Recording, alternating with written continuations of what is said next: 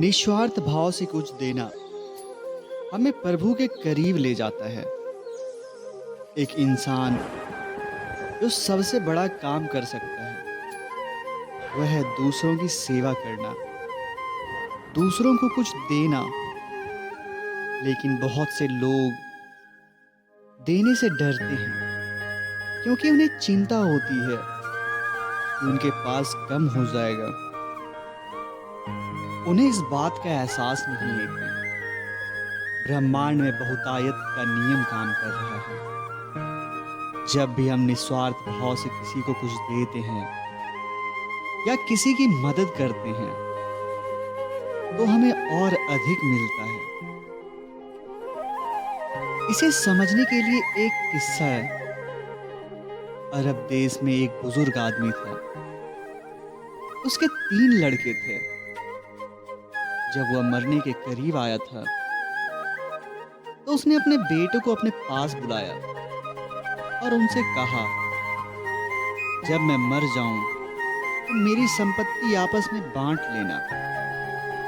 उसने अपने बड़े बेटे से कहा कि तुम मेरी संपत्ति का आधा हिस्सा ले लेना।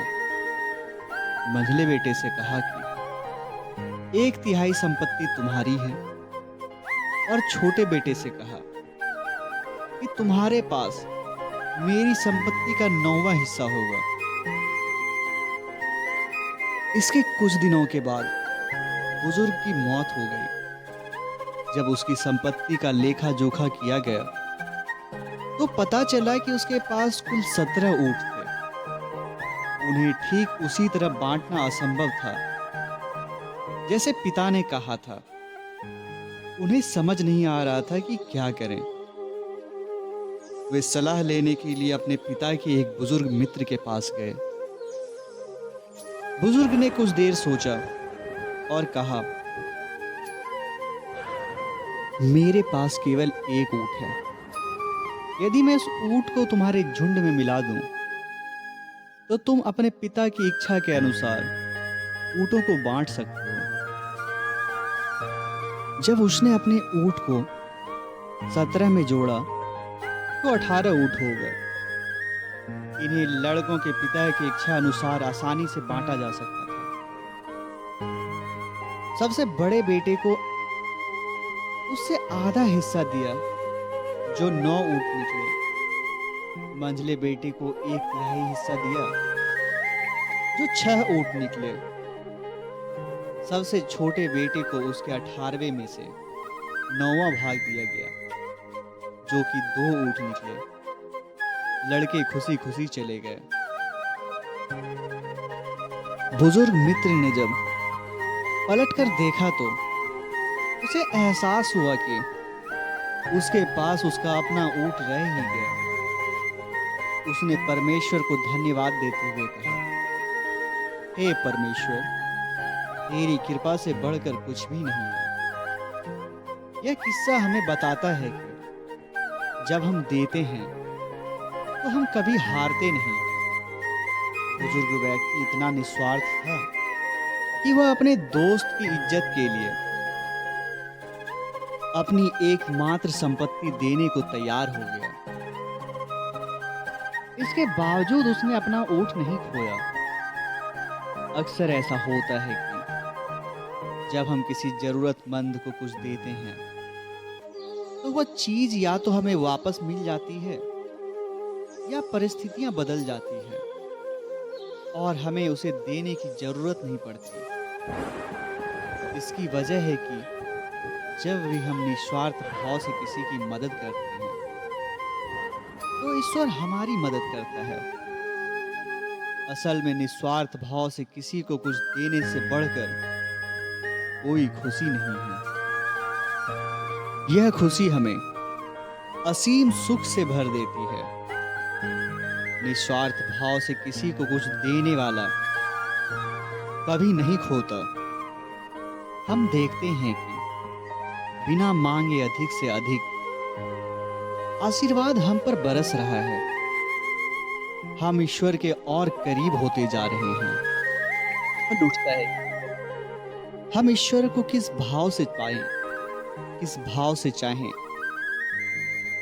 तो ईश्वर को जिस भाव से चाहो उन्हें पालो। भक्ति है आकर्षणी जो मनुष्य को खींचकर प्रभु के निकट ले जाती है। यदि भक्ति नहीं तो ईश्वर का नैकट्य लाभ भी नहीं हो पाएगा। भक्ति तत्व वाले व्यक्ति ईश्वर को भिन्न भिन्न रूप से देखते हैं, अपने अपने संस्कार के अनुरूप। ब्रज के कृष्ण को मनुष्य ने 3 दृष्टिकोण से देखा। नंद यशोदा ने कृष्ण को लिया था वात्सल्य भाव से। आह, मेरा लल्ला कितना सुंदर है, कैसे सुंदर मीठी बातें करता है, कितनी प्यारी हंसी है इसकी। इसे गोद में उठा, थोड़ा नेह तो कर लूं। मैया यशोदा इसी में व्यस्त है, बाबा नंद इसी में मग्न है। उन्होंने महापुरुष को एक बालक के रूप में देखना शुरू कर दिया। यह वात्सल्य भाव है। परम पुरुष को अपनी संतान मानकर प्यार करना, उन्हें लेकर ही मस्त रहना। राधा ने उन्हें पाया माधुर्य भाव में। आखिर माधुर्य भाव क्या है? अर्थात अपनी क्षमता, शारीरिक, मानसिक, सामाजिक, आध्यात्मिक को केंद्रीभूत करके एक बिंदु में प्रतिष्ठित करके यह कामना करना कि समस्त आनंद श्री कृष्ण से ही पाऊं। इसका नाम है मधुर भाव और यही है राधा भाव। 99% भक्त इसी राधा भाव को जीते हैं, क्योंकि यह माधुर्य भाव है। इससे पूर्व इतिहास में परम पुरुष को किसी ने मधुर भाव से नहीं पाया। पहली बार ब्रज के कृष्ण को मधुर भाव में पाया गया। कृष्ण बांसुरी बजाकर उसका माधुर्य को और बढ़ा देते हैं। किसी ने कहा, नहीं, उसे और ना देखो। पर जैसे ही बांसुरी की ध्वनि कानों में टकराई, संदेश मिला, क्यों नहीं आए? आते क्यों नहीं? मैं तुम्हारे लिए बैठा हूं। यही है मधुर भाव। ये कृष्ण कैसे हैं? जैसे ग्रीष्म के प्रचंड ताप के उपरांत ईशान दिशा में कजरारे मेघ उमड़ आए, ऐसे मेघ जैसे मनुष्य के मन में विकट आश्वासन लेके आते हैं। मेरे कृष्ण भी वैसे असंख्य अनुशासनों से पूर्ण हैं, जिनको देखते ही मन स्निग्ध हो जाता है, हमारी आंखें तृप्त हो जाती हैं। देवता इन्हें सखा भाव में पाकर आनंदित हुए, तो ब्रज के गोपालकों ने भी उन्हें सख्य भाव में पाया, क्योंकि इन गोपालकों के पास से आंतरिकता से पूर्ण मन है। देवतागण उनकी आराधना करते हैं। हे कृष्ण, तुम ही हो इस भव सागर के कर्णधार। भव समुद्र का अर्थ केवल पारलौकिक मुक्ति नहीं है, भौतिक जगत में भी कुछ बंधन हैं, जिनसे मुक्ति पाने के लिए इस भव समुद्र को पार करने जितनी योग्यताएं होनी चाहिए, और तुम में ही वे सभी योग्यताएं हैं। जो मनुष्य पृथ्वी से और कुछ नहीं चाहता, बस मुक्ति चाहता है, उसे मुक्ति देने के लिए एकमात्र अधिकारी तुम हो। इसलिए हे कृष्ण, हे ब्रज के कृष्ण, मैं तुम्हें प्रणाम करता हूं। हमने तो यह जान लिया, निस्वार्थ भाव से कुछ देना हमें प्रभु के और करीब ले जाता है। और उन्हें जिस भाव में चाहो उस भाव में अपना लो। अब बात यहाँ आती है, जल्द से जल्द उनके करीब कैसे आए, कैसे उनसे अपना रिश्ता बेहतर बनाए। तो इस बात के लिए हमें यह जानना होगा कि हमें क्षमा करना सीखना होगा। महानगरों या तमाम बड़े शहरों में आप बिना होर्डिंग देखे एक भी सड़क पार नहीं कर सकते।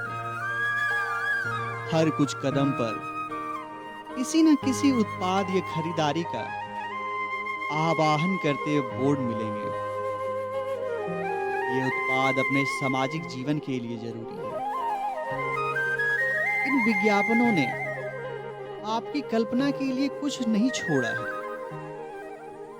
आप अपने उत्पाद की खरीद बिक्री कैसे करते हैं, यह दर्शाता है कि पिछले कुछ वर्षों से मानव स्थितियों के बारे में आपका दृष्टिकोण कैसे बदल गया है। अब हम सब अपने रिश्ते को पेचीदगियों से परेशान नहीं होते। क्यों? क्योंकि हम लोगों के बारे में नहीं, उनके उद्देश्य या उनकी उपयोगिता के संदर्भ में सोचते हैं। इसलिए हमारी बातचीत उस इरादे से प्रेरित होती है। हम उत्पादों के बारे में भी यही तो सोचते हैं। आज हम सब त्वरित निदान वाली दुनिया में रहते हैं, जिसमें भोजन को माइक्रोवेव करते ही यह तुरंत गर्म हो जाता है। हम सब अपनी फिल्में स्ट्रीम कर सकते हैं और जब चाहे उन्हें देख सकते हैं। अपने फोन के इस्तेमाल से तत्काल यात्रा की व्यवस्था कर सकते हैं। मगर अफसोस, हमारे रिश्ते उस तरह नहीं चलते। वे एक पौधे के विकास के सिद्धांत का पालन करते हैं। इनको निरंतर देखभाल की आवश्यकता होती है ताकि एक दिन वे बड़े होकर खिल सके। यहाँ कोई शॉर्टकट नहीं है। अपने रिश्ते को बेहतर बनाने में जो गुण सबसे अधिक हमारी मदद कर सकता है वह है क्षमा। मगर यह आसान नहीं। क्षमा को अपने जीवन में उतारना बहुत कठिन है। मगर क्षमा हृदय को ऊष्मा से भर देती है और दंश को ठंडा करती है। यह एक ऐसे विकल्प है जिससे हम में से प्रत्येक को अपने रिश्ते को बचाने और मन की शांति के लिए चुनना चाहिए। और जब आपका मन शांत होगा तभी आप प्रभु के करीब जा सकते हैं। आपको हर दिन उसका स्मरण करना चाहिए। उन्हें अपनी दिनचर्या का एक भाग बनाना चाहिए। इससे ही आप जल्द से जल्द उनके करीब जा सकते हैं। हमें अच्छी आदतें अपनानी चाहिए जिससे कि मन में कोई दुष्ट भावना ना पनपे। हमें सबके बारे में अच्छा सोचना चाहिए। अगर कोई हमारे साथ गलत भी करे तो उसे क्षमा कर देना चाहिए। और भी बहुत सारी ऐसी बातें हैं जिसे मैं आपको आगे और बताऊंगा। तो आज के वीडियो के लिए यही धन्यवाद। और चैनल पर नए हैं तो वीडियो को लाइक करें, सब्सक्राइब करें, शेयर करें। राधे राधे।